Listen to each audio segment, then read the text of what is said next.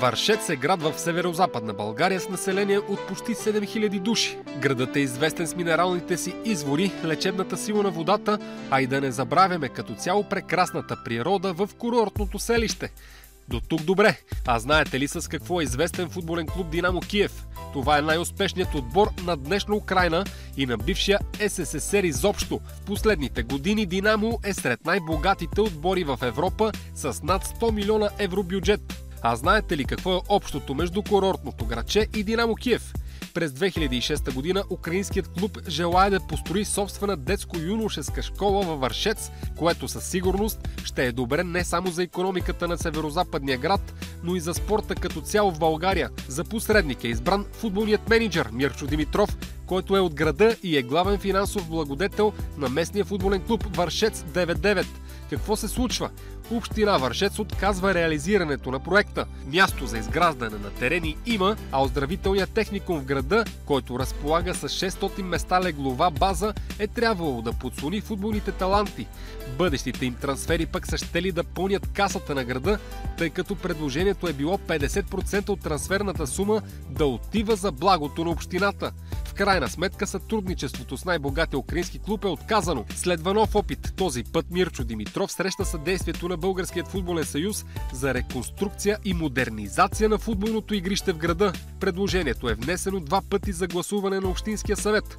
Датите са съответно 29 октомври 2010 година и 19 ноември 2010. Протоколът за първия отказ липсва на сайта на Община Вършец, но там все пак има решението от внесения проект за гласуване през ноември. За неговото осъществяване е гласувал настоящия кмет Иван Лазаров, но председателят на Общинския съвет към днешна дата Анатолий Димитров и членът на Общинския съвет Олга Яничкова са се въздържали и в крайна сметка проектът отново пропада. Следва трети опит. Най-голямата легенда на българският футбол Христо Стоичков е гласен да бъде награден за почетен гражданин на Вършец, а той започва преговори за преместването на школата от Етрополе във Вършец.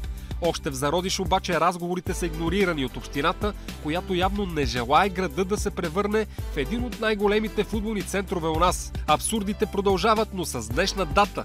Градът в момента има 2 футболни отбора – Вършец 99, за който стана вече дума, и новият Вършец 2012, който е основан преди 3 години от любители на футбола. Сред тези любители са кметът на Вършец инженер Иван Лазаров, председателят на Общинския съвет Анатолий Димитров и един от членовете на Общинския съвет Благовест Христов. Явното присъствие на хора от общината в управата на футболния клуб може да бъде определено като конфликт на интереси. Веднага поясняваме защо. Общината гласува точно за този отбор Вършец 2012, хиляди левове, чието харчене зависи от хората, които са отпуснали парите. И това за втора поредна година. На 27 февруари 2015 година се проведе общинско заседание, на което присъствахме. На него беше предложено 2 отбора да получат различни суми под формата на субсидия, въпреки че играят в една и съща дивизия, а окръжна област Монтана. Вършец 99 да вземе 3000 лева, а Вършец 2012 да прибере 7000 лева. Докладът на членът на Общинския съвет Олга Яничкова беше прочетен с треперещ глас, а причината 2 отбора да бъдат подпомогнати с различни суми беше определена от нея като, цитирам, по преценка на общината. Край на цитата. Попитахме веднага какво означава това, но Яничкова заяви, че не е казала това и се оплете в оправданията си. На футболен клуб Вършец, Незабравка и волейболният клуб сме определили суми, такива каквито вече за 4-та година определяме. А на футболен клуб Вършец 99 сумата от 3000 лева, защото в самото искане беше посочено по преценка на общината. Разпределението на сумите е било по преценка на общината. Какво означава това? Да се разясни, тъй като остава неразбрано. Не съм казала, че по преценка на общината. Това са средства, с които се подпомагат спортните дружества и туристически. И второ, в община Вършец има правила и ред По какъв начин точно регистрираните на територията на общината спортни дружества или туристически за съответната финансова година може да получи средства? На няколко пъти зададохме въпроса как така общината е преценила да отпусне на кметски отбор по-голяма сума, а на другия тим по-малка. Отговор така и не получихме. За сметка на това чухме само онези заучени политически фрази с многото думи и никаквото им значение. Добре, защо сумата не е по-равно? Не съм нито журналист, нито пък водя частно разследване, за това да знам кой колко деца има, кои са от Вършец, кои не са от Вършец и нататък. Но основното, което винаги е движило комисията при разпределянето, е да се спазват определените правила. За това и миналата 2014 година клубът съответно не получи средства. Представителите на Вършец 9-9 пък имат своето обяснение. Единственото обяснение за мен е това, че отбора, на който беше предоставена по-голямата сума, е приближен до ръководството на града и конкретно до господин Анатолий Димитров. И според мен не е редно по този критерий да се определя разпределянето на средствата за спорта в града. Ние сме малък град и не знам как бихме обяснили на децата, които играят при нас и на младежите.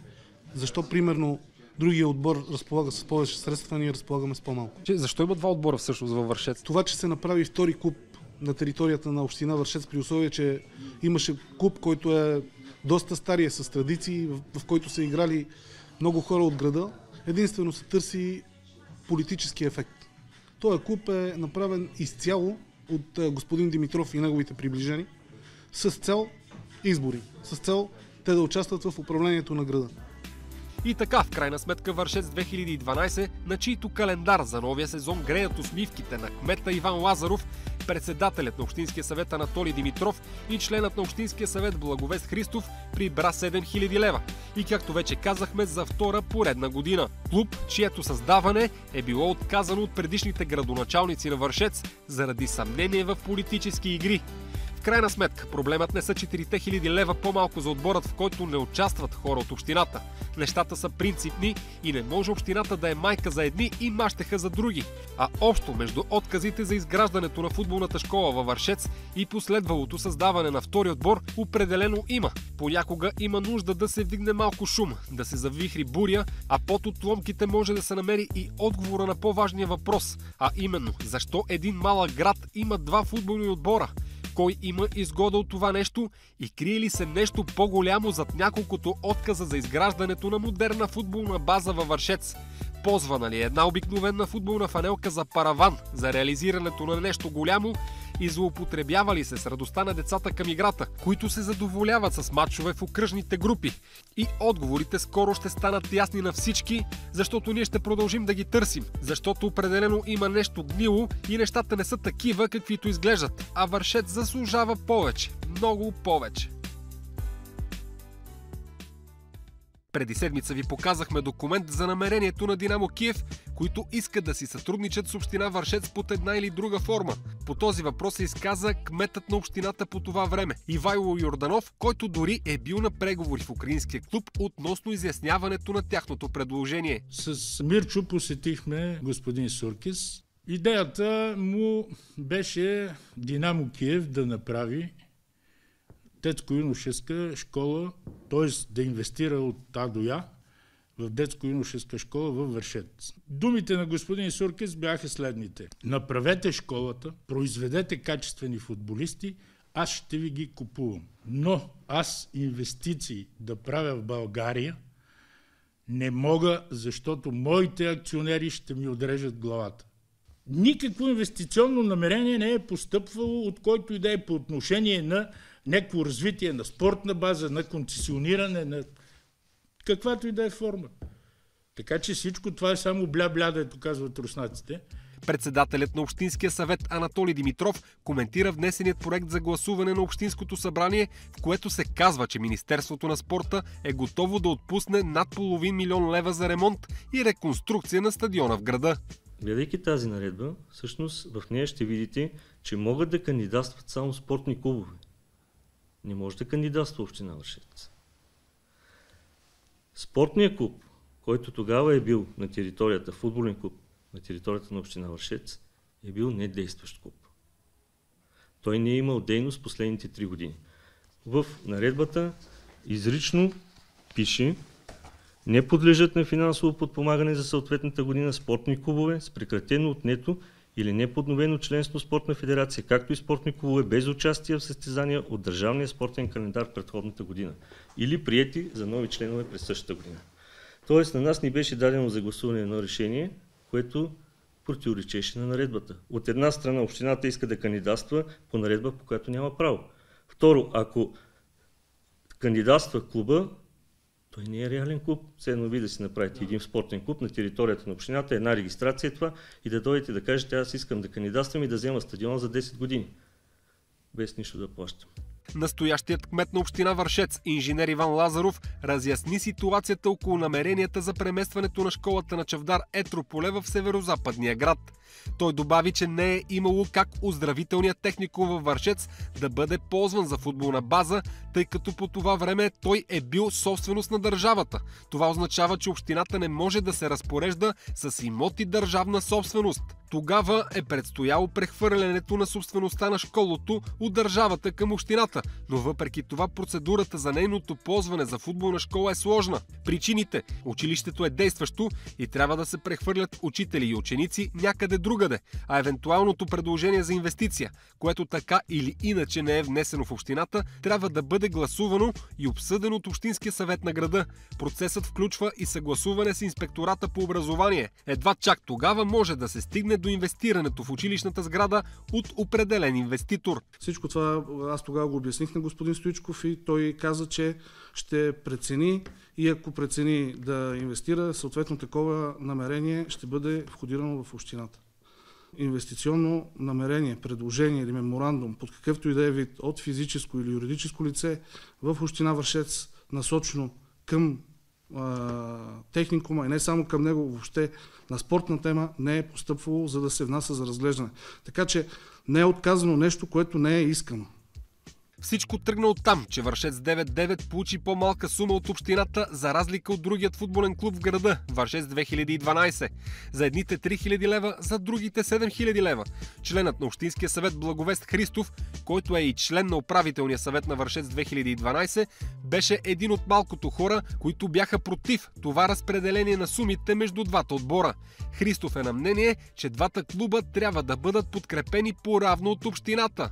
До тази ситуация се стигна поради простата причина, че колегите от Общински съвет не се съобразиха, че ние като разподелители с общински средства сме длъжни да взимаме всички като общ знаменател, да ги гледаме като равни и да даваме равен старт на всички, а просто изходиха от това, че за клуба, в който се отпускат повече пари, се стопанисва и се грижи по-добре и затова реших, че се отпусне повече, което за мен не е правилно. Аз го казах още на комисията, понеже съм член на тази комисия по спорта. Казах го още тогава, че не съм съгласен да помисля на самото заседание. Просто не се съобразиха, че сме длъжни да дадем равен старт. Съжалявам, че стигне така до грозни сцени. Такова нещо може би ще даде старт на много хора да се замислят. Което пак до някъде, въпреки че неприятна ситуация стана, пак е хубаво. Защото е някакво начало. Всеки човек по този начин се ангажира, разбира за това, почва да мисли за кое как е, кое е истина, кое не е, какво трябва да се направи, какво не е. Така че всяко зло с добро се казва. Председателят на Общинския съвет Анатолий Димитров заяви защо единият клуб получи повече пари от другия. Ние работим по правила и това е основното. И в основата на разпределението на средствата са правилата, които ние сме приели още в началото на мандата.